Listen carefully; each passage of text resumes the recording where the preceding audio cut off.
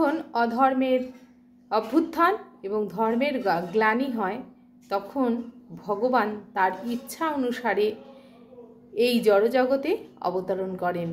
কালকের শ্লোকে আমরা সেটা দেখেছি ভগবান কেন আমাদের মাঝে এই জড়জগতে বারবার অবতীর্ণ হন।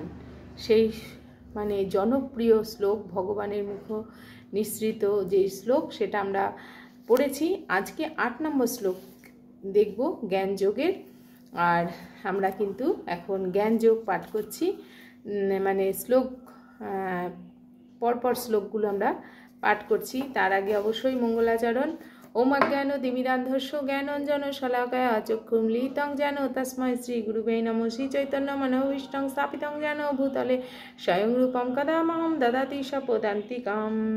হে কৃষ্ণ করুণা সিন্ধু দীনবন্ধু জগৎপতি গোপেশ গোপিকাকান্ত রাধাকান্ত নমস্তুতে। তপ্ত কাঞ্চন গৌরাঙ্গী রাধে বৃন্দাবনেশ্বরী বৃষভানুসুতে দেবী প্রণমামি হরিপ্রিয়ে। वंशाकल्पतरुभ्यश्च कृपा सिन्धुभ्येव च पतितानां पावनेभ्यो वैष्णवेभ्यो नमो नमो। जय श्री कृष्ण चैतन्य प्रभु नित्यानंद श्री अद्वैत गदाधर श्रीवासादि गौर भक्तवृंद। हरे कृष्ण कृष्ण कृष्ण हरे हरे, हरे राम राम राम हरे हरे। मूकं करोति वाचालं पङ्गुं लङ्घयति गिरिं यत्कृपातमहं वन्दे परमानन्दाय माधवो। श्रील प्रभुपाद की जय। ग्रंथराज श्रीमद् भागवत गीता যথাযথের জয়।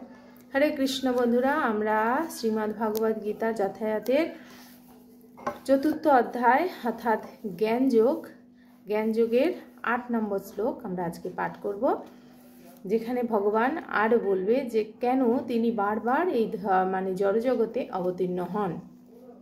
শ্লোকটা আগে পাঠ করি, তারপরে অনুবাদ এবং তাৎপর্য।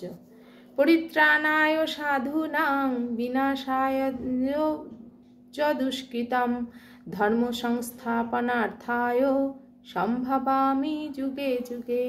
অনুবাদ: সাধুদের পরিত্রাণ করার জন্য এবং দুষ্কৃতকারীদের বিনাশ করার জন্য এবং ধর্ম সংস্থাপনার জন্য আমি যুগে যুগে অবতীর্ণ হই।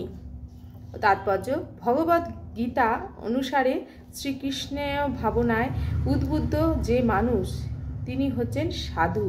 কোনো লোককে আপাত দৃষ্টিতে অধার্মিক বলে মনে হতে পারে, কিন্তু তার অন্তরে তিনি যদি সম্পূর্ণভাবে কৃষ্ণ ভাবনাময় হন তবে বুঝতে হবে তিনি সাধু।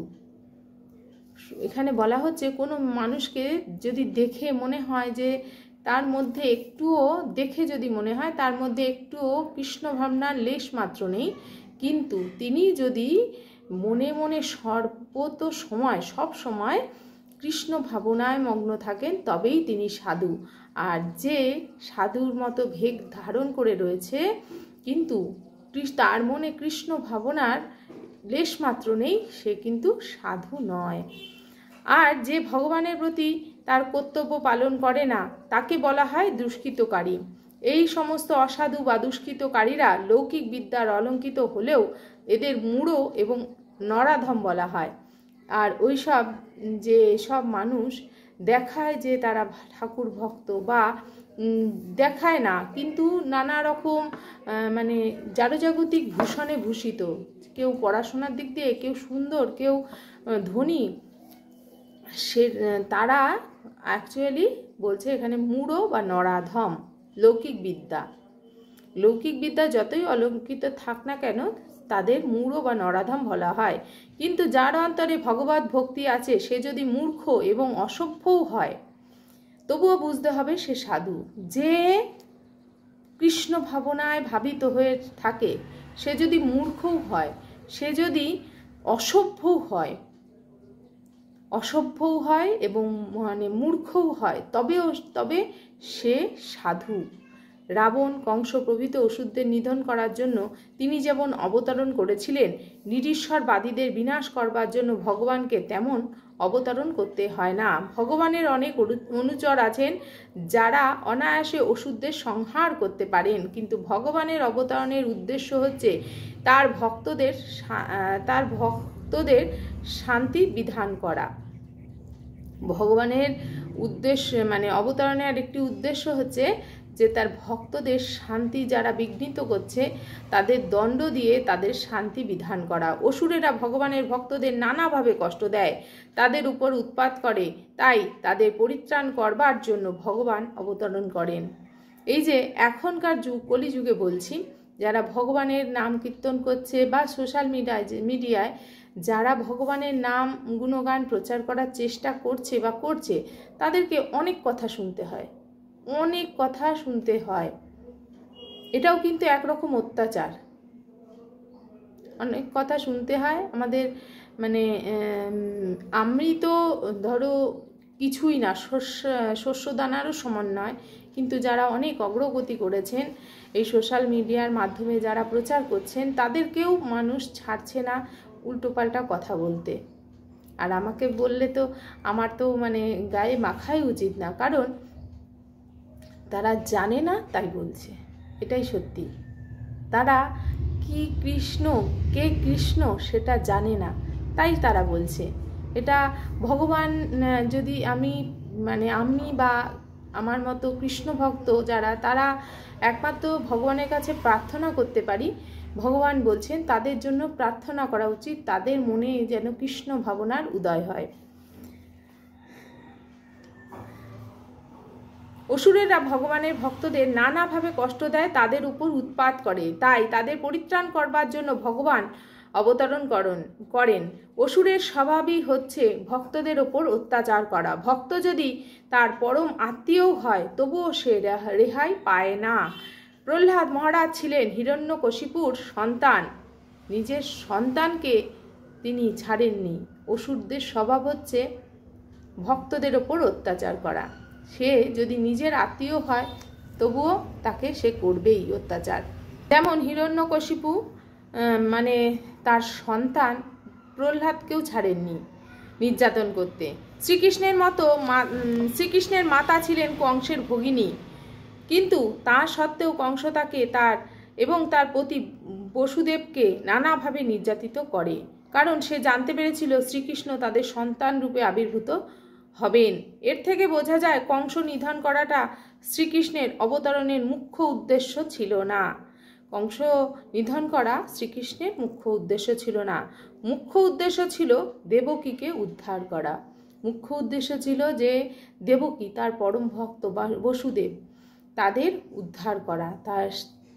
তার পরম ভক্ত, বহু তপস্যার পরে তারা কৃষ্ণকে তাদের সন্তান রূপে পেয়েছেন। আর তারা বহু খুব ভালো ভক্ত, তাই ভগবান তাদের কষ্ট লাঘব করার জন্য অবতীর্ণ হয়েছেন।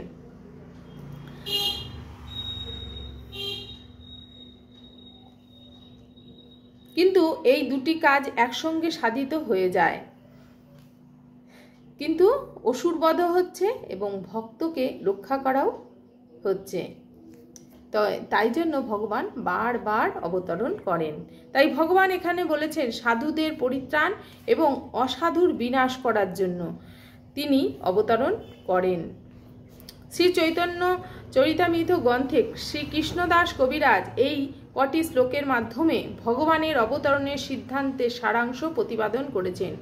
সৃষ্টি হেতু যেই মূর্তি প্রপঞ্চে অবতারে সেই ঈশ্বর মূর্তি অবতার নাম ধরে। মায়াতীত পরব্রহ্মে সবার অবস্থান, বিশ্বে অবতীর্য ধারে অবতার নাম। সেই চৈতন্য চরিতামৃতে এটা লেখা রয়েছে। জড়জগতে প্রকট হবার ফলে ঈশ্বর মূর্তি অবতার নাম ধরে। এই অবতারেরা অপ্রাকৃতিক ভগবত ধাম পরব্রহ্মে অবস্থান করেন। প্রকৃত জগতে অবতরণ করার জন্য তাকে অবতার বলা হয়। ভগবানের অনেক রকম অবতার আছে, যেমন পুরুষ অবতার, গুণাবতার, লীলাবতার, শক্তাবেশ অবতার, মনন্তর অবতার, যুগ অবতার। বিভিন্ন নির্ধারিত সময়ে তারা বিভিন্ন স্থানে অবতরণ করেন, কিন্তু ভগবান শ্রীকৃষ্ণ হচ্ছেন সমস্ত অবতারের উৎস, আদি পুরুষ। বিভিন্ন অবতারের নাম আমরা শুনলাম, কিন্তু সেই সমস্ত অবতারের আদি পুরুষ হচ্ছেন ভগবান শ্রীকৃষ্ণ। ভগবান শ্রীকৃষ্ণ অবতরণ করেন তার শুদ্ধ ভক্তদের আরতি হরণ ও পরিতোষণ করার জন্য, যারা তার শাশ্বত সনাতন বৃন্দাবন লীলা উপভোগ করার জন্য উদ্গ্রীব হয়ে থাকেন। তাই শ্রীকৃষ্ণের অবতরণের মুখ্য উদ্দেশ্য ভগবান ভক্তদের পরিতোষণ করা। ভগবান এখানে বলেছেন তিনি যুগে যুগে অবতীর্ণ হন। এর থেকে বোঝা যায় তিনি কলি যুগেও অবতরণ করেন। শ্রীমদ্ ভগবতের অনেক জায়গায় বলা হয়েছে কলি যুগের অবতার শ্রী শ্রী গৌর সুন্দর চৈতন্য মহাপ্রভু সংকীর্তন যজ্ঞের মাধ্যমে শ্রীকৃষ্ণের আরাধনা করবেন এবং সমগ্র ভারতবর্ষে ভগবত ভক্তি প্রচার করবেন। তিনি ভবিষ্যৎবাণী করে গেছেন। শ্রীকৃষ্ণ মহাপ্রভু কলিযুগের অবতার গৌর সুন্দর, তিনি ভবিষ্যৎ করে গেছেন। গৌর সুন্দর চৈতন্য মহাপ্রভু ভবিষ্যৎবাণী করে গেছেন কি, পৃথিবীতে আছে যত নগরাদি গ্রাম সর্বত্র প্রচার হইবে মোর নাম। পৃথিবীতে যত নগর গ্রাম যা আছে সব জায়গায় প্রচার হবে আমার নাম। তাই এই যে কৃষ্ণ ভক্তরা প্রচার করে, কারণ কি, ভগবান শ্রী গৌরচন্দ্র চৈতন্য মহাপ্রভু চেয়েছেন প্রচার। নিত্যানন্দ প্রভুকে বলেছেন তুমি প্রচার করো, যারে দেখো তারে কহো কৃষ্ণ নাম। যারে দেখবে তাকেই বলবে কৃষ্ণ নাম, আর কিছু বলবে না, আর কোনো কথা না শুনিবে না বলিবে, শুধু বলিবে কৃষ্ণ নাম। তাই আমাদের ভগবান শ্রী চৈতন্য মহাপ্রভু তিনি বলে গেছেন যে প্রচার করো, এই যে সর্বত্র প্রচার হইবে মোর এই নাম। পৃথিবীতে আছে যত নগরাদি গ্রাম সর্বত্র প্রচার হইবে মোর এই নাম। তাই অবশ্যই কৃষ্ণ ভক্ত যারা কৃষ্ণকে ভালোবাসে তারা অবশ্যই ভগবানের নাম প্রচার করতেও ভালোবাসে, কারণ ভগবান তাতে খুশি হন। উপনিষদ, মহাভারত, শ্রীমদ্ ভাগবত ইত্যাদি শাস্ত্রের অনেক গুরুতত্ত্ব অংশে পরোক্ষভাবে গুপ্তভাবে শ্রীকৃষ্ণ চৈতন্য মহাপ্রভু রূপে অবতরণের উল্লেখ আছে। আমরা উপনিষদে, মহাভারতে এবং শ্রীমদ্ ভাগবতে বিভিন্ন জায়গায় আমরা কিন্তু মহাপ্রভুর অবতরণের উল্লেখ আমরা মহাপ্রভুর জন্মের আগে থেকে আমরা জানি। তার বহু প্রমাণ রয়েছে উপনিষদে, মহাভারতে এবং শ্রীমদ্ ভাগবতে রয়েছে। ভগবত ভক্তেরা শ্রী চৈতন্য মহাপ্রভু প্রবর্তিত সংকীর্তন যজ্ঞের প্রতি গভীরভাবে আকৃষ্ট হন। সংকীর্তন, নাম সংকীর্তন হচ্ছে একটা এই কলিযুগের মানে যজ্ঞ হচ্ছে নাম সংকীর্তন। আমি অনেকবার বলেছি যে কলিযুগের মানে বড় যজ্ঞ, সব থেকে বড় যজ্ঞ হচ্ছে নাম যজ্ঞ, সংকীর্তন যজ্ঞ। যেখানে এগুলো হয় সেখানে কলি প্রবেশ করতে পারে না। ভগবানের এই অবতার দুষ্কৃতকারীদের সংহার করেন না, তিনি তার অহেতুকী কৃপায় ভবসাগর থেকে তাদের উদ্ধার করেন। তিনি তাদের মানে আগেকার মানে দেখেছি যে কৃষ্ণ কংস বধ করেছে, রাবণ বধ করেছে, কিন্তু শ্রী চৈতন্য মহাপ্রভু তিনি কি করেছেন, তিনি অসুরদের বধ করেন না। তিনি মায়ার করুণার সাগর তিনি, তাই তিনি কি করেছেন, তিনি অহেতুকী কৃপা দান করে সেই সব অসুরদের ভবসাগর থেকে পার হওয়ার রাস্তা করে দিয়েছেন। যেমন আমরা দেখতে পাই জগাই মাধাই, তারপরে কাজী, নানা রকম তাদের মানে অত্যাচার মহাপ্রভু সহ্য করেছেন, মহাপ্রভুর মানে শিষ্যরা সহ্য করেছেন, কিন্তু মহাপ্রভু তাদের কৃপা করেছেন।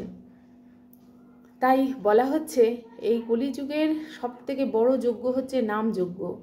যে এই নাম যজ্ঞ করে তার আর কোনো যজ্ঞের প্রয়োজন নেই। অন্যান্য যুগে অশ্বমেধ যজ্ঞ, রাষ্ট্রীয় যজ্ঞ, বাজপেয় যজ্ঞ, বড় বড় যজ্ঞ ছিল, কিন্তু কলিযুগের শুধুমাত্র কোনো খরচা ব্যতীত যজ্ঞ হচ্ছে নাম যজ্ঞ। এই নাম যজ্ঞ সবাই সব জায়গায় সব অবস্থায় করতে পারে, তাতেই সে ভবসাগর পার হয়ে যেতে পারে। তাই মহাপ্রভু আমাদের বলে গেছেন এই নাম যজ্ঞ করতে, আর সংকীর্তন যজ্ঞ করতে, আর তার নাম প্রচার করতে। আজকে এই পর্যন্ত রাখছি। আগামীকাল আবার 9 নম্বর শ্লোকে আমরা পাঠ করব। আর তোমাদেরকে বলছি, যদি প্রশ্ন থাকে অবশ্যই তোমরা কমেন্টে করতে পারো, আমি জানানোর চেষ্টা করব। আজকে এই পর্যন্ত রাখলাম। হরি বল। শ্রীল প্রভুপাদ কি জয়। গ্রন্থরাজ শ্রীমদ্ ভাগবত গীতা কি জয়।